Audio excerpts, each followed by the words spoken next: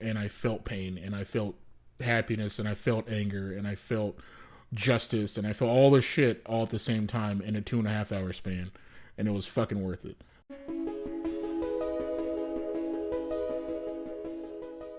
What's up, everybody? Today we are doing our review of the Demon Slayer Mugen Train movie. Kimetsu no Yaiba, Mugen Train. Yes. This one, warning, this one does have spoilers. If you haven't seen it yet and you don't want spoilers, I'll put a little info card for the spoiler-free one we did, kind of just going over the general plot and our emotions of the movie. So, but if you want to keep going with this one, then let's kick it off. Without further ado, let's get it going. Yes. Yeah. So, as mentioned in the previous video, this is going to be immediately following the events of season 1. We are going to follow the gang of Tanjiro, Zenitsu, Inosuke, and Izuku-chan. I'm gonna do it every time, you know. All right, that works. As they follow their newest mission, which is investigating the disappearances of people and demon slayers over a decent amount of time on this train, the Mugen train, aka Infinite Train. They end up meeting Rengoku, who's a flame Hashira.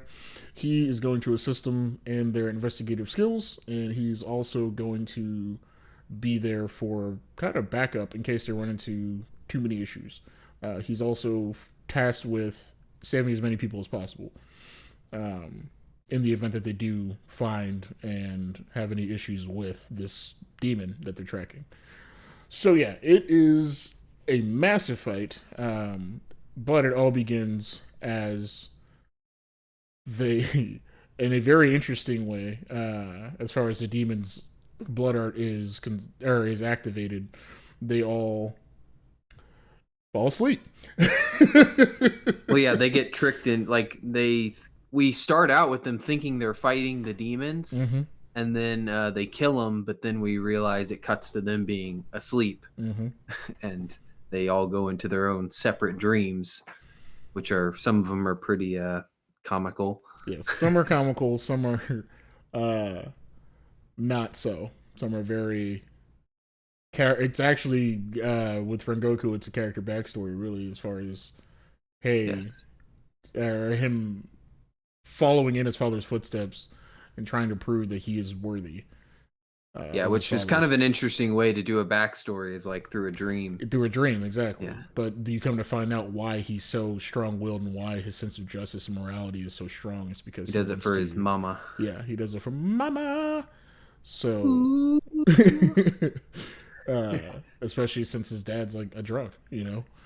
Yeah. As far as the dream is concerned, so I don't know now.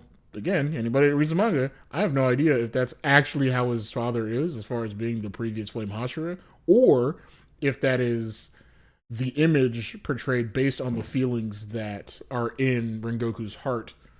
That Enmu, the demon, is portraying to him, sitting there and saying, "Yeah, I don't care that you've done all this work." So I don't know. Wow, Yeah, it is kind of hard based on yeah, how it's presented. yeah. So how it's presented, it's like this could be accurate. That's why he's so strong-willed and so, you know, goal-oriented with in being the greatest Flame Hashira. But that also could be that the demon is tricking him, or he realizes that the demon's tricking him because he ends up figuring out pretty quickly. Oh wait, I need to wake up. He understands that he's in a dream. Well, and then you have the more funny ones of Zenitsu dreaming about being on a date with Nezuko, and then Inosuke dreaming about being the leader of Tanjiro and Zenitsu, and like cave hunting or something. Yeah, they're hunting shit in the cave, and they all look up to him because he's just such a powerful leader, and all. It's great. Yeah.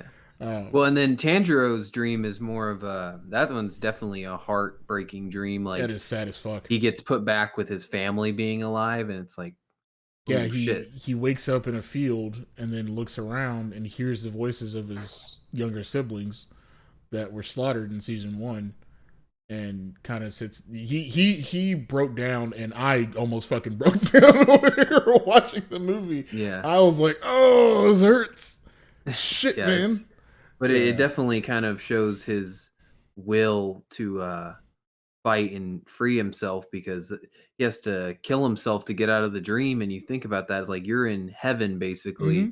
with the family that you lost, and you have to kill yourself to go Yeah. back to reality of His the reality of having a demon sister and having to fight these atrocities. I love that. In before he found out that it was a dream, I love that he was going through all of this and kept getting the sense that something was off, Yeah. but was like, yeah, I guess I'll ignore it. And then he couldn't figure out why Nezuko was there, technically, but when he went to the lake, he saw a quick glimpse of his sword, and he's like, "What the fuck is the sword from?" Yeah. And then saw the reflection, and then got the thought that came into his head that was his father's voice saying, "It's a dream. You need to wake up.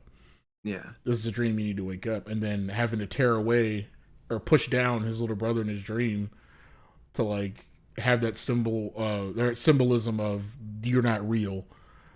Well, I and wish even you his were, but whole you're not family, real. yeah, Yeah, begging him not to run away and yeah. stuff. And it's Oh, like, that oh hurt. my, like, that's some real character development Yeah, there. man. Like the fact that he's not like, screw this, I'll just stay with them, and actively it was like, I have to kill myself to get out of here. Okay, or kill myself in my dream to get out of here. Killed himself Yeah. in his dream and woke up like, oh shit, yeah.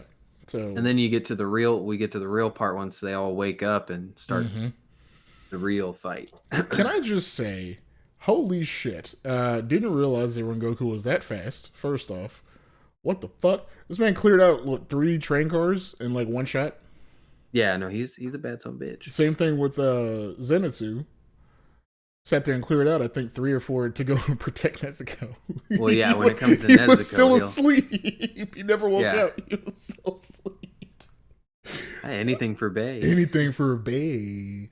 Nezuko-chan. Well, yeah, and then, well, even in his fight with Enmu, like, he was still having to constantly kill himself in his dreams over and over and over again. And he almost fucked up. If not Yeah. for Inosuke, Oh he yeah, would have. that Yeah, was he's like, no, no, no, this is reality. Like that. Oh man, that gave me chills. I was like, oh shit. Oh my gosh. Even you know, then, it was a nice twist of the fight. Like, yes, Enmu kind of he realized that learned the cheat during trick wasn't fighting. working. Yeah, the cheat trick wasn't working anymore, and so he tried to hit him with the, okay, we'll have your family turn on you. Like, why did you let us die? And he's like, Yeah, they would never say this. Like, yeah, yeah, that no was, shit. ooh, that was, it ramped up big time from, It was definitely a mental fight through the yes, it whole was a huge thing. mental fight. Not so much as physical as I thought it would be. It was more mental than anything, and them just trying to Yeah. escape the fact that their enemy is a fucking train. Uh, Yes, which which is sounds stupid as hilarious. fuck, but is actually a weirdly unique concept. Like he's the entirety of the train. Enmu was a creepy You're character very overall. creepy. I did not like his. He's not. I was not a fan of his character at all. Like the whole neck bone and the freaking in the train engine thing. That was gross. Yeah, well, and then they finally severed it working together. Well, that's the thing. They had to do it twice. Remember? Yeah, Yeah, because they did it the first time and it wasn't. It didn't sever all the way through. So then they had to and he go. kind of protected himself again. And Yeah, with all those fucking eyeballs. yeah, that was creepy. But then Yeah, Inosuke kind of came in handy with his he came in clutch. ability. Yeah, because Yeah, he's just like he has no idea where he's looking, so he couldn't. yeah, exactly. the mask finally made sense as to why he wears it. Well, it came in handy. Yeah, it came in I don't handy. know if it still makes sense, but I mean, kind of. He also, if he doesn't have the mask on, are you gonna feel intimidated whenever he sits and rolls up to battle? that is true. And then, yeah, so that was overall, I think, a nice, interesting fight, a unique fight. Yeah. What Demon Slayer is good at doing is bringing unique fights, and then we get to the realest of the real shit going Yes. down of our boy Akaza showing up. Yeah, homeboy came in and asserted dominance immediately. Dude, I was on my toes that whole The fight. whole Like, fight. what the fuck's about to happen? Yeah, I was like, please, Don't please. do it. Don't do it. Yeah, And I was like, then they y'all. did it. Yeah, I was like, y'all, please don't do this. But can we just give props to Rengoku for having possibly the largest fucking nuts in the entire show, like Oh, for balls sure. the size of fucking moons, not of the 12 moons. Don't get it twisted. Yeah. But my man sat there and literally one handed sliced sideways. He was still able to fucking Yeah. sit there and cut it and damn near sever my man's head. And I was like, oh I was shit. hoping he would, dude. I was so disappointed when he didn't. Yeah. I was like, But I mean, son he of a held him. bitch. He did what he needed to do, even though he knew Well, it would kill exactly. Yeah, him. it fits He with the saved story. every single person on the train, and also averted his subordinates getting killed. Well, yeah, because if he didn't hold him off until the sun came up, then that dude would have gone and probably killed every motherfucker. Easy. Like everyone would have been dead. Yeah, like So, his power doesn't like that level of broken fucking strength in an enemy. yeah. How often do we get to see that shit? I mean, Well, and you, like you said earlier, you get to see Rengoku's like strong will mm-hmm, to keep fighting. Like even Kazo was trying to get him to join him as a demon mm-hmm. because he was like, "Oh, you're so powerful." It's like I want Like to we be able to want you. spar with you all the Mm-hmm. time. He's like, holy shit, we want you. Like you're powerful. Yeah, Just join us already. He's like, yeah. no. Why would I do that? No. And then just the fire burning within you. I was like, ah, motivation. The before we go, the quick thing that I enjoyed was that the whole purpose of them being put to sleep and being put into this dream state was for Enmu to have these kids that he's kept awake for God knows how long, and he sits there Yes. and goes, "Hey, y'all are sickly and y'all haven't slept in forever. Y'all are hallucinating and basically going insane. If you'd like to sleep peacefully with your own dreams instead of the dreams and nightmares that I put into your head, these people that are coming on this train for me, yeah, I need you to kill them. But what you're gonna do is you're gonna go into their dream world, and then you're gonna kill their spiritual cores, or yeah, destroy Yes. their spiritual core. That way they can't wake up ever again."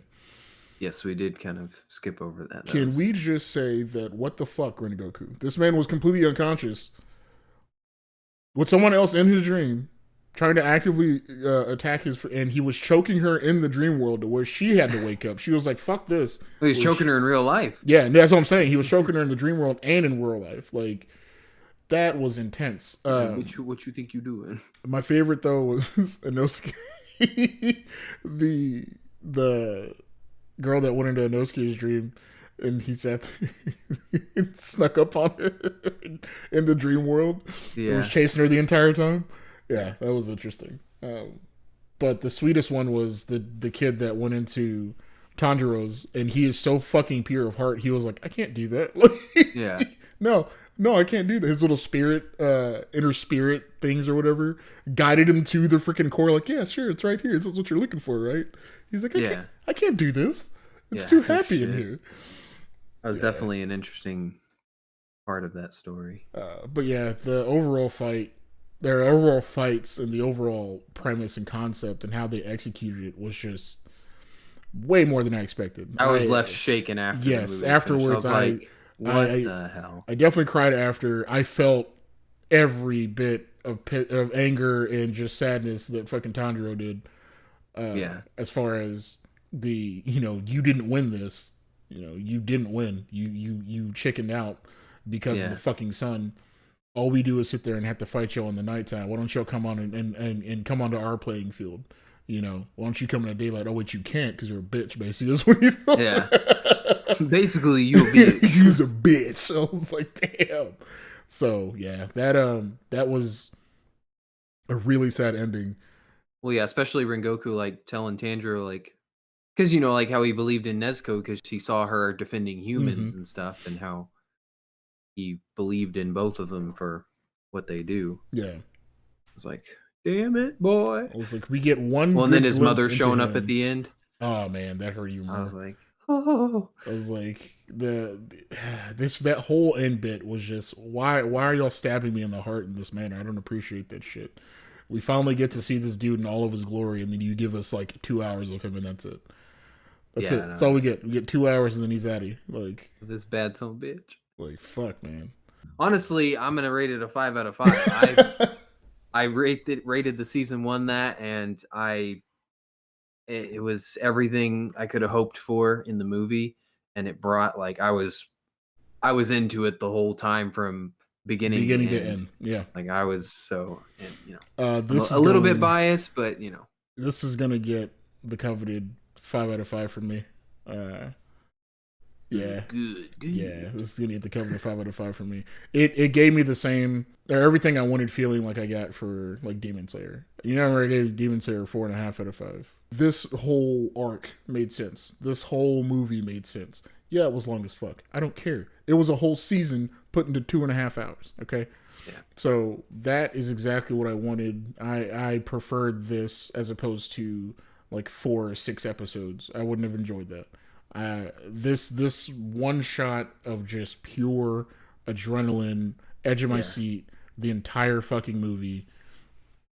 I wanted that, and I got that, and I went on the emotional roller coaster, and I felt pain, and I felt happiness, and I felt anger, and I felt justice, and I felt all this shit all at the same time in a 2.5 hour span, and it was fucking worth it. It was worth every goddamn penny. Yep. Well, if you let us know your opinions on the movie if you've seen it already and what you'd rate it, and thanks for listening to our take on the Mugen Train. Kimetsu no Yaiba Mugen Train. Yeah, we have a season 1 podcast for the full season of Demon Slayer. If you want to check that out as well, and I'm sure we'll be covering maybe a few more topics over Demon Slayer in the future. Indeed. Check them out. Like and subscribe if you're on the tube. If you got suggestions for videos for us, a specific anime that you'd like us to watch that isn't just a fucking ecchi fest, then yeah, sure. Feel free to comment those down below, and we'll check them out. Maybe. We'll see. Peace. Peace.